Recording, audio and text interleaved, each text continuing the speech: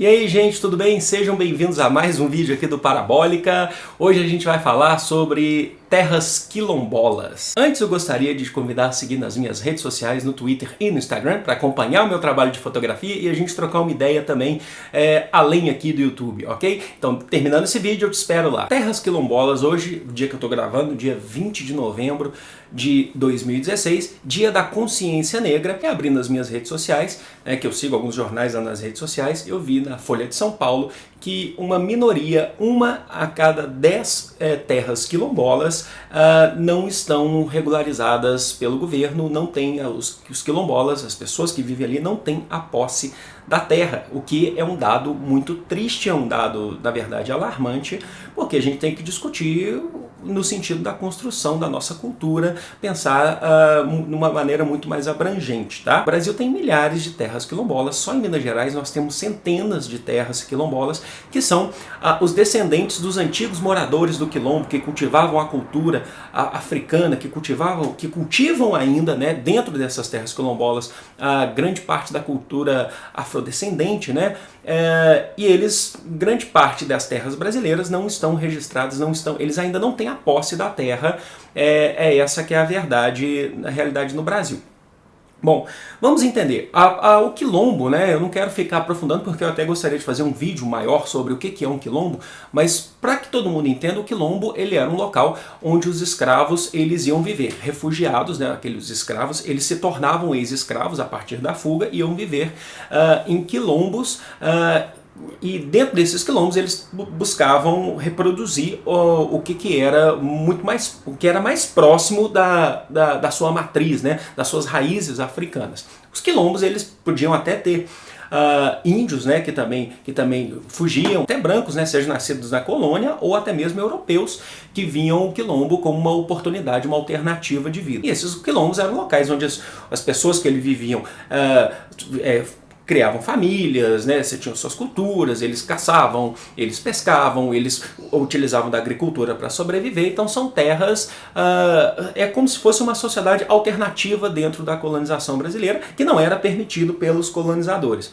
O que todo mundo tem que bem entender é que os quilombos eles são locais de resistência, tá? Eles funcionavam inclusive com saque a fazendas, né? Saqueavam fazendas de colonizadores, de latifundiários, libertavam outros escravos, né, para aderirem ao quilombo. Então assim, tem muita gente que fala que os quilombos eram grupos que se isolavam, né, que queriam viver, de fato, eles queriam ter uma tranquilidade de vida, onde eles cultivavam suas raízes e tal, mas os quilombos eles são locais revolucionários. Eu lembro muito bem na graduação, quando a gente estava tratando a ideia dos quilombos, um professor meu de História da África, a gente falava sobre os quilombos, né? Quilombo, a gente costumava chamar de quilombo revolucionário, um professor meu, ele corrigiu bem a gente, não precisa falar revolucionário. Todo quilombo já é, por sua natureza, revolucionário. Todo quilombo é local de resistência, é foco de resistência contra o modelo colonizador no Brasil, contra o modelo fundiário no Brasil. E durante muito tempo, o termo quilombo ele foi proibido no Brasil, até mesmo depois da escravidão, porque uma elite brasileira, o governo brasileiro tentou esconder, né, esse passado colonial nosso que forma, como eu disse, forma um dos grandes pilares da cultura brasileira. Tentaram esconder, mas isso foi reconhecido pela Constituição de 1988. A Constituição de 88, para quem não sabe, ela é chamada de Constituição Cidadã. Também fiz um vídeo no canal falando sobre todas as constituições brasileiras, posso deixar o link na descrição, mas ela, como ela é chamada de cidadã, ela vai tratar muito com a questão das minorias, né, que são as minorias menos favorecidas no Brasil,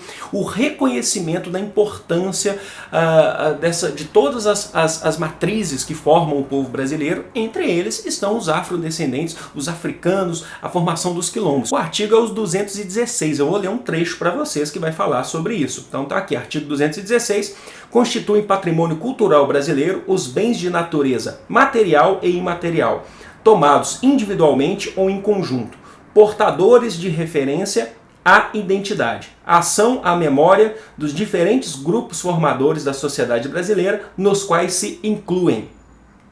Aí a gente vai lá embaixo e vai achar o quilombo, que vai falar assim, ó: ficam tombados todos os documentos e os sítios detentores de reminiscências históricas dos antigos quilombos.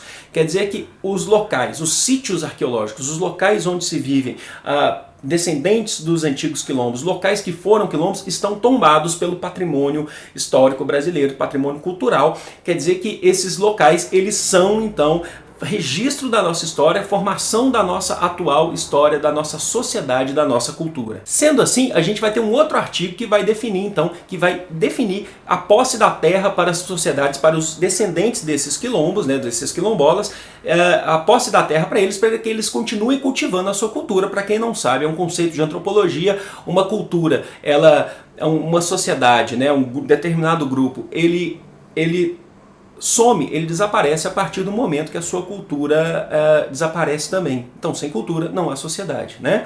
Então, o artigo 68 da Constituição define a posse da terra. Está escrito assim, ó: aos remanescentes das comunidades dos quilombos que estejam ocupando suas terras é reconhecida a propriedade definitiva, devendo o Estado emitir-lhe os títulos respectivos. Então é por direito aqueles que cultivam a cultura dos quilombos ter essa terra, ter a posse da terra. E a reportagem da Folha diz que apenas 1 a cada 10 consegue ter a posse da terra, o que é um grande problema para o Brasil. Vamos entender por que acontece isso. A primeira grande lei de terras do Brasil é de 1850, período do Império, ainda tinha escravidão, mas essa lei ela valeu por muito tempo e ainda nós temos muitos resquícios dessa lei, que diz que a propriedade no Brasil só pode ser adquirida por compra e venda ou doação do Estado. E muitas pessoas, né, muitos colonizadores, descendentes de colonizadores, se beneficiaram com essa lei de terras porque eram as pessoas que tinham recurso, né, que tinham capital para poder adquirir terras, o que vai gerar uma grande exclusão, assim, da grande massa da população brasileira, e exceto com aquelas pessoas que já que estavam vivendo na terra, o governo, na lei de terras de 1850, deixava eles lá. Só que isso não cabe aos processos de quilombos, justamente porque os quilombos eram considerados ilegais. Então, se você era rico, você tomou posse de uma terra que não era de ninguém, você não pagou nada por ela, a partir de 1850, ela é sua porque o governo te deu o direito. A partir daí você pode vender ela, você pode adquirir outras terras, você já não pode mais ocupar. Isso não valia para os quilombos, ok? Porque os quilombos eram considerados ilegais. Lembrando que em 1850 a gente ainda tem escravidão no Brasil, tá? Ela está em processo de terminar, mas nós temos a escravidão ainda. E o grande problema que a gente tem hoje, que emperra, né, esse processo da posse das terras por direitos aos quilombolas, é justamente esse resquício dessa elite que hoje possui a terra, que não quer abrir mão de maneira alguma, né? Então esse é um debate muito grande que está acontecendo no INCRA. O INCRA, para quem não sabe, é o Instituto de Colonização e Reforma Agrária. Ele define isso, também deixa a página aqui, que ele coloca lá que um dos grandes problemas é que vem desde essas leis de terras que definem aí, que dá uma disparidade muito grande da elite para o povo brasileiro, que a gente tem uma distribuição de terras, riquezas extremamente desigual. Então esse é um grande problema que atrapalha a posse da terra. Eu tenho certeza que fica claro para todo mundo que a posse da terra para os quilombos é inevitavelmente um processo extremamente importante para a cultura brasileira, para a formação da nossa cultura. Mas a gente sabe que esse fator da distribuição de terras não afeta só, né, as comunidades quilombolas, afeta o Brasil inteiro, mas como a gente está falando especificamente das comunidades quilombolas, é um grande problema mesmo, né? Então, coloca na balança.